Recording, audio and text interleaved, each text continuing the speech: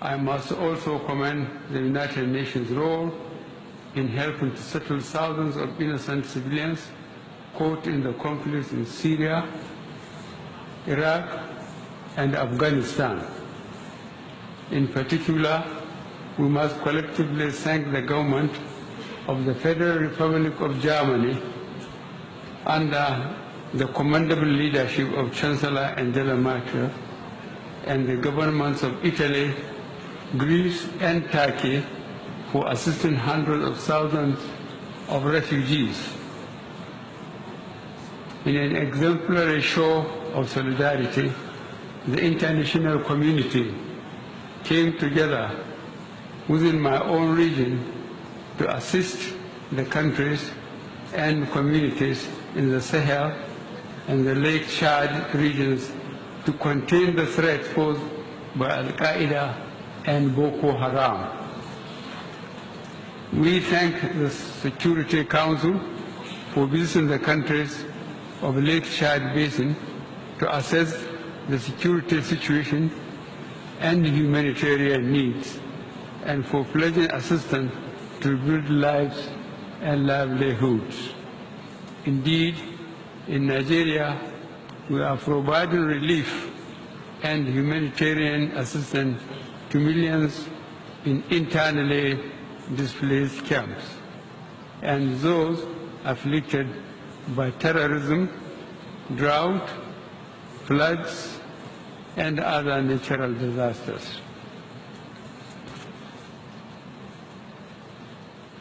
In the last year, the international community came together to focus on the need for gender equality, youth empowerment, social inclusion, and the promotion of education, creativity, and innovation. The frontiers of good governance, democracy, including holding free and fair elections, and the enthronement of the rule of law are expanding everywhere, especially in Africa. Our faith in democracy remains firm and unshaken. Our regional organization, ECOWAS, came together to uphold democratic principles in the Gambia as we had done previously in Côte d'Ivoire.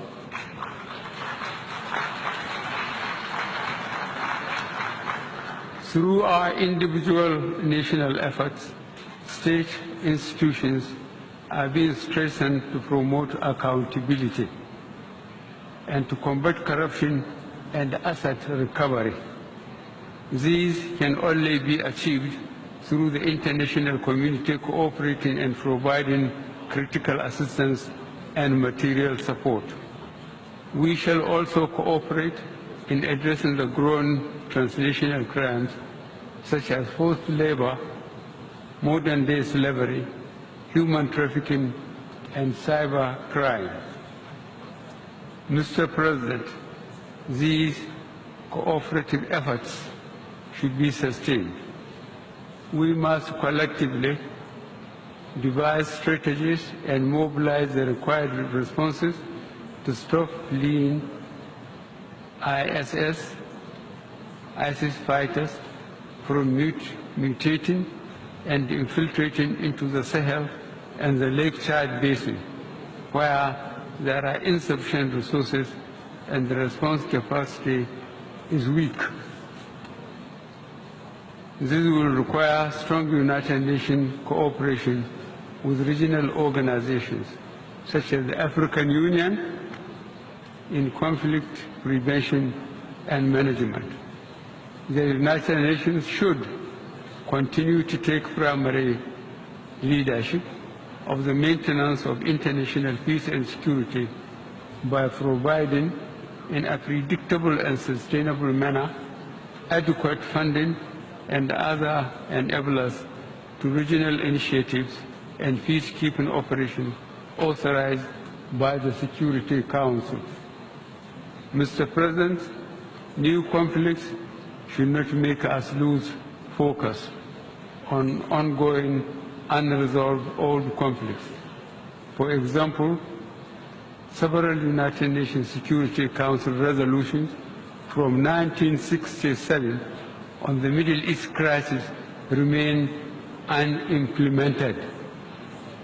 Meanwhile, the suffering of the Palestinian people and the blockade of Gaza continue. Additionally, we are now confronted by the desperate human rights and humanitarian situation in Yemen, and most tragically in the Rakhine state of Yemen. The Yemen crisis is very reminiscent of what happened in Bosnia in 1995 and in Rwanda in 1994. The international community cannot remain silent and not condemn the horrendous suffering caused by what, from all indications, is a state-backed program of brutal depopulation of the Rohingya inhabited areas in Myanmar on the basis of ethnicity and religion.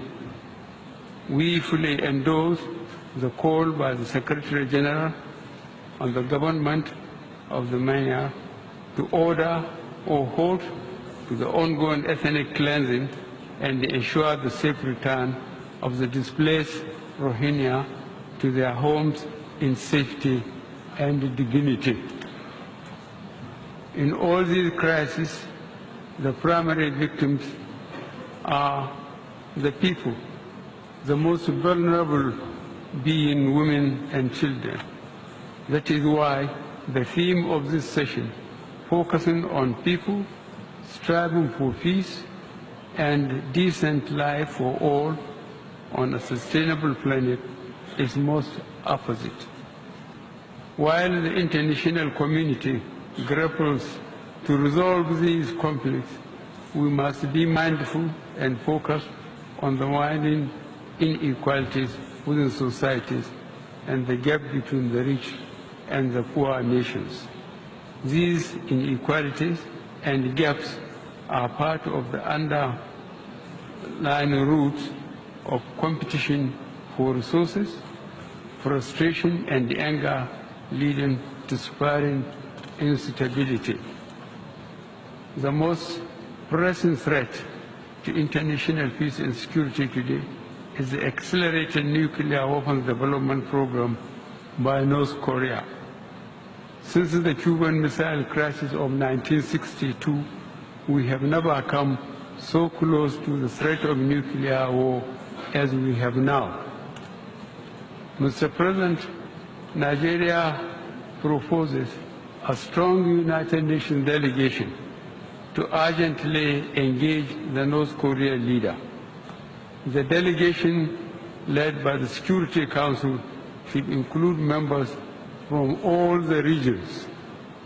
The crisis in the Korean Peninsula underscores the urgency for all member states, guided by the spirit of enthroning a safer and more peaceful world, to ratify without delay the treaty prohibiting nuclear weapons, which will be open for signature here tomorrow.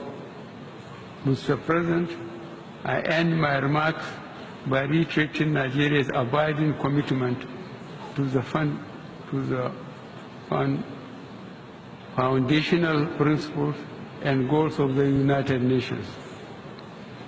Since our admission as a member state in 1960, we have always participated in all efforts to bring about global peace, security, and development. Nigeria will continue to support the United Nations in all its efforts, including the attainment of the 2030 Agenda for Sustainable Development. I thank you.